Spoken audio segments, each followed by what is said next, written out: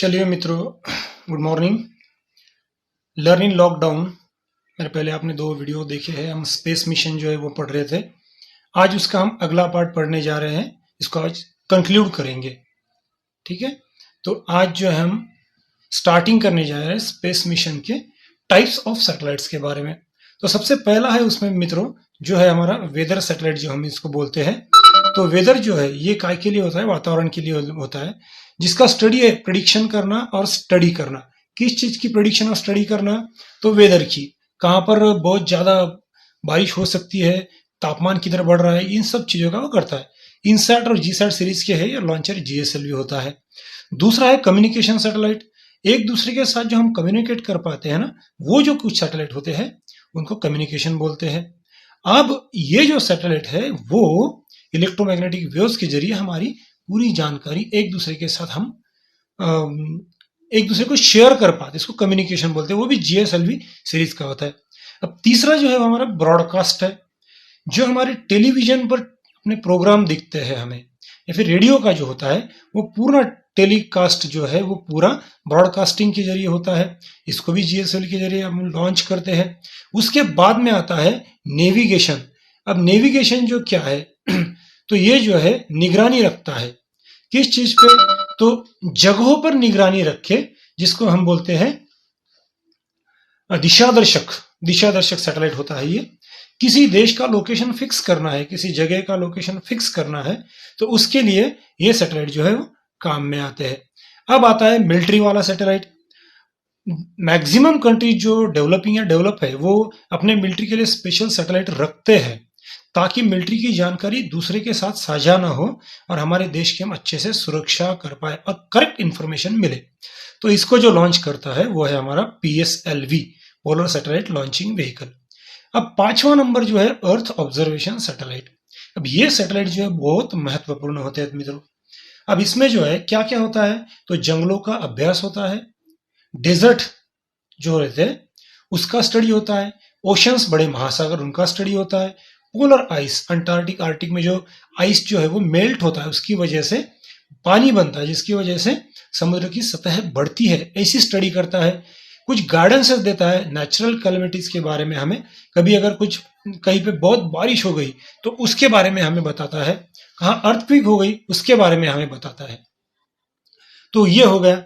अब जो है वो सैटेलाइट जो है हमारे किस तरह से घूमते हैं, तो इसके बारे में हमें सबसे पहले उसकी एक्सिस के बारे में देखना है। तो ये जो है उसकी एक्सिस, और इस एक्सिस के इर्द गिर्द जो है अपनी अर्थ घूमती है, और ये इक्वेटर है। इक्वेटर जो है, इक्वेटर से बाकी जो ग्रह जो है वो एक साथ, जिसको हम जियो सिंक्रोनस है, जियो स्टेशनरी सैटेलाइट बोलते हैं, वो घूमते रहते हैं। अब जो है ये सैटेलाइट जो है कितने टाइप की उनकी ऑर्बिट्स होती है, तो हमको तो पता है हर सैटेलाइट एक ही ऑर्बिट में नहीं घूम पाता, तो उनकी अलग अलग ऑर्बिट रहती है। तो सबसे पहली जो उनकी ऑर्बिट्स है मित्रों वो है, इसको हम बोलते हैं हाइयर अर्थ ऑर्बिट, एचईओ बोलते हैं, जिसकी लेवल 35,780 किलोमीटर या उससे ऊपर हो सकती है। और ये जो सैटेलाइट है 24 घंटे में पूरा एक चक्कर काटे, जैसे पृथ्वी अपने इर्द गिर्द एक पूरा चक्कर एक 24 घंटा लेती है। इसलिए हमें कैसा लगता है कि ये दोनों भी जो है स्थिर है। जैसे हम एक गाड़ी में बैठे हैं, दूसरी गाड़ी में बैठे, दोनों साथ में चल रहे, तो लगता क्या है वो भी गाड़ी स्थिर ऐसी लगने लगती है। तो ये वैसे होते हैं। अब दूसरे जो है उसको हम लोग बोलते हैं एमईओ। एमईओ का मतलब क्या है? तो मीडियम अर्थ ऑर्बिट। ये जो है 2000 किलोमीटर से लेके 35,780 किलोमीटर की इसकी रेंज होती है। अब ये जियो स्टेशनरी होते हैं। अब इनका पृथ्वी के पूरी चक्कर काटने में 2 से 24 घंटे का वक्त लग जाता है। और ये जो है ग्लोबल पोजीशनिंग के लिए इसका ज्यादातर इस्तेमाल किया जाता है। और तीसरा जो है इसको हम एलईओ बोलते हैं, लो अर्थ ऑर्बिट। अब इसकी जो लेवल होती है मित्रों वो रहती है 180 किलोमीटर से लेके लगभग 2000 किलोमीटर तक, और ये एक चक्कर काटने के लिए लगभग 90 मिनट्स लेता है, 1.5 घंटे में पूरा करता है एक रिवॉल्यूशन। अब जो इंटरनेशनल स्पेस स्टेशन है या हमारी हबल नाम की जो टेलीस्कोप है वो जो इसी रेंज में घूमती हमें नजर आती है। अब जो है देखते हैं उसके बाद में, ये देखिए अर्थ की जो ऑर्बिट है वो है आर, कैपिटल आर दिखाई दे रही है आपको यहाँ पर। और जो स्मॉल आर जो है वो हमारी जो सैटेलाइट है उसकी ऑर्बिट है। और ऊपर जो वीसी जो दिख रहा है, वीसी क्या है, तो वो क्रिटिकल वेलोसिटी जिसके जरिए वो घूमता रहता है। और ये जो है वो तीनों ऑर्बिट जो है, अंदर वाली एलईओ, उसके बाद में एमईओ और बाहर की जो है वो एचईओ नाम से हमें पता है। अब देखिए इसमें जो है आगे सैटेलाइट लॉन्च व्हीकल कौन कौन से होते हैं।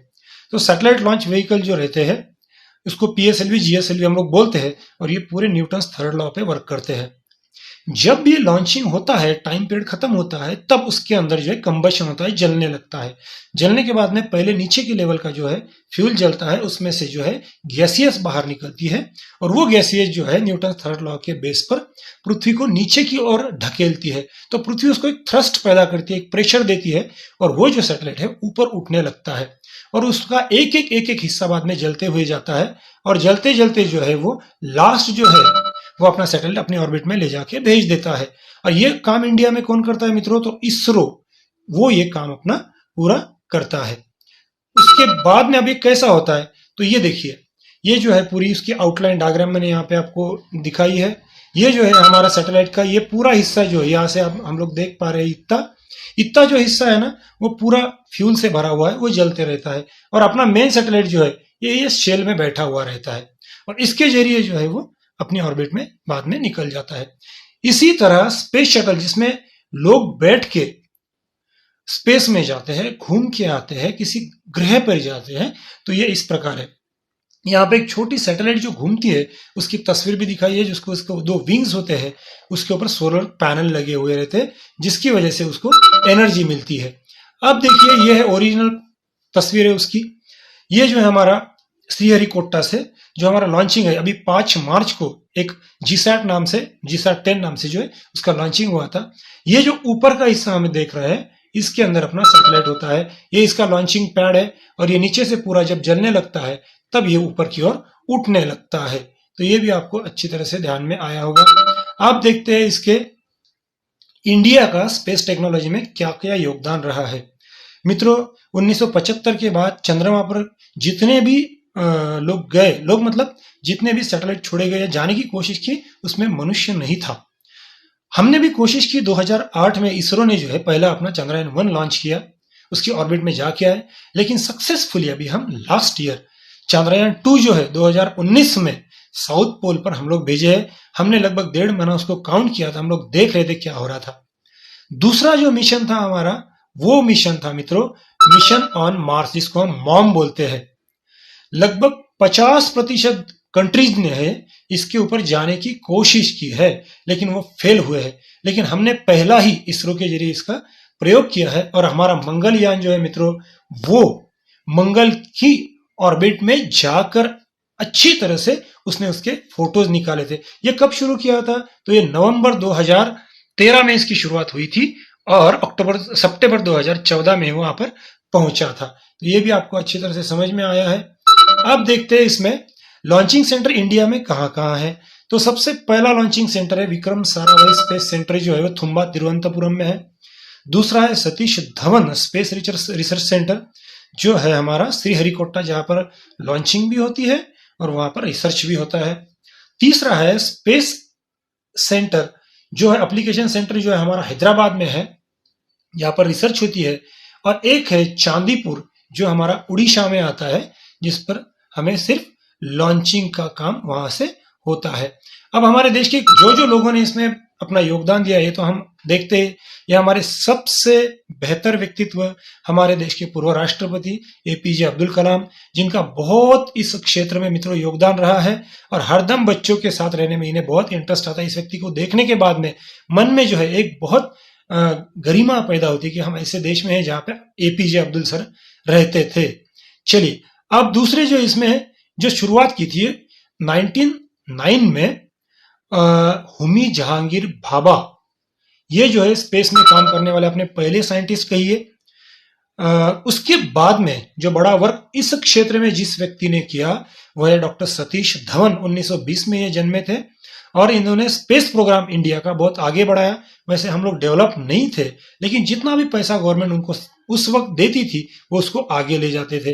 अब उसके आगे है मित्रों, ये है हमारे जो इस पे चंद्रमा पे पहली बार गए थे, यह है उनकी तस्वीर। ये है नील आर्मस्ट्रॉन्ग, इधर आप लोग देख रहे हैं। ये है राकेश शर्मा सर, इधर दिख रहे हैं। बाद में कल्पना चावला, और ये है सुनीता विलियम्स, और नीचे जो है ये विक्रम साराभाई। इन्होंने भी स्पेस कार्यक्रम को एपीजे अब्दुल कलाम से पहले बहुत आगे उनको ले गए थे। तो ये था।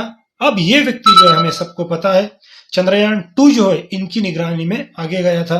मित्रों आपको पता है, जब चंद्रयान उतरने वाला था चंद्रमा पर, तो सबकी सांसें जो अटक चुकी थी और आखिरी के 4-5 मिनट में वो वहां उतर नहीं पाया साउथ पोल पे, और वो क्रैश हो गया। तब इस व्यक्ति को हमने एक छोटे बच्चे की तरह रोते हुए देखा था मित्रों, और इसने जो है इन्होंने ये जो है हमारा चंद्रयान 2 जो है ये बनाया था। ऐसे व्यक्तियों पे हमें बहुत गर्व होना चाहिए, इसकी जीवनी हमें इनकी जरूर पढ़नी चाहिए मित्रों। अब जो है आगे देखते हैं, जो सैटेलाइट बनता है वो इस प्रकार से बनता है। ये जो दिख रहा है आपको, ये पहली तस्वीर इस तरह से बनता है, उसको रिफ्लेक्टर लगे हुए रहते हैं। और ये जो है साइड में इधर, ये जो है यहाँ पे इधर जो है ये पूरा उसका एंटीना होता है, जहां पे बड़े बड़े कैमरे लगे रहते हैं जो फोटो लेते रहते हैं। उसके बाद में आगे देखते हैं, अभी जो हमारा सैटेलाइट जो होता है वो कहां पे रहता है। ये चढ़ता तो है ऊपर, हमें पता है।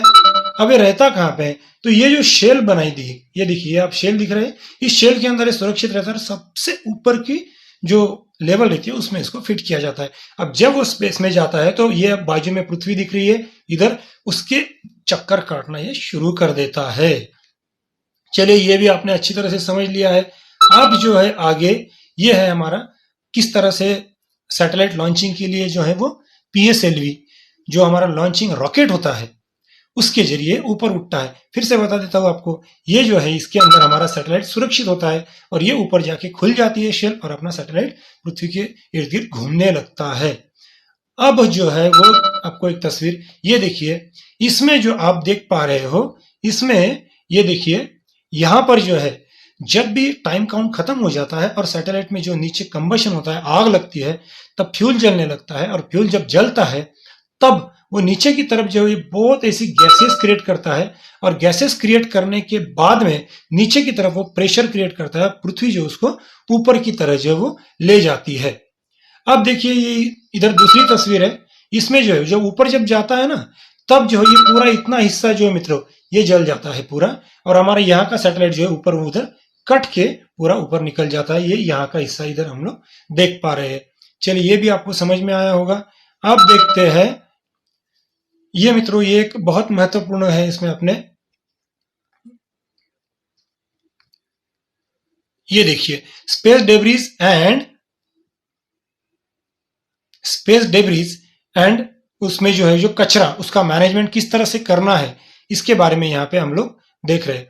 देखिए, जितने भी सैटेलाइट छोड़े जाते हैं उनका जो रॉकेट है वो जल जाता है, लेकिन उसका कचरा बनता है। 2016 की मित्रों एक रिपोर्ट है, उस रिपोर्ट में कहा गया लगभग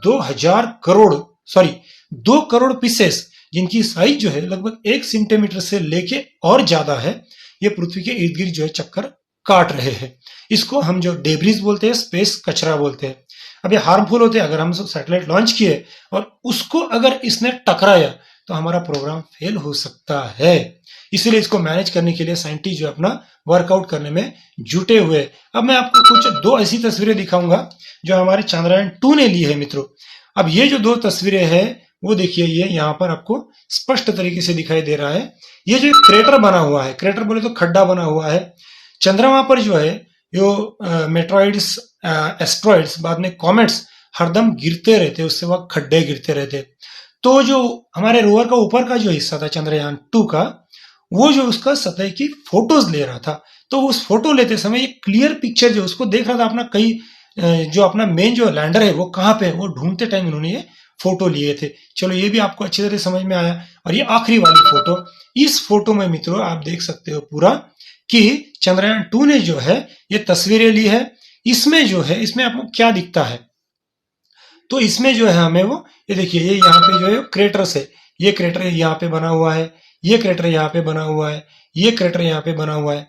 तो उसका जो बाहर का हिस्सा उसको हम इजेक्टा बोलते हैं, जो बीच का हिस्सा उसको हम रिम बोलते हैं। अब ये पुराना क्रेटर है, जैसे कि उसके ऊपर बाद में मट्टी वगैरह गिर के वो क्रेटर बूझने लगते हैं। और ये जो है हमारा चंद्रमा है, इतना मार खाता है बेचारा, फिर भी हमें शीतलता प्रदान करता है। तो मित्रों, मुझे लगता है आज की तारीख में हमने जो है इस चैप्टर को पूरी तरह से अच्छी तरह से समझ लिया है। आप इस वीडियो को शेयर कीजिए, अपने मित्रों को बताइए। मैं जब दूसरा वीडियो डालूंगा, मैथमेटिक्स शुरू करने जा रहा हूं, तब मेरा मैसेज आपको आएगा। घर में बनी रहिए, खुश रहिए, पढ़ाई कीजिए, एंजॉय कीजिए। Okay, have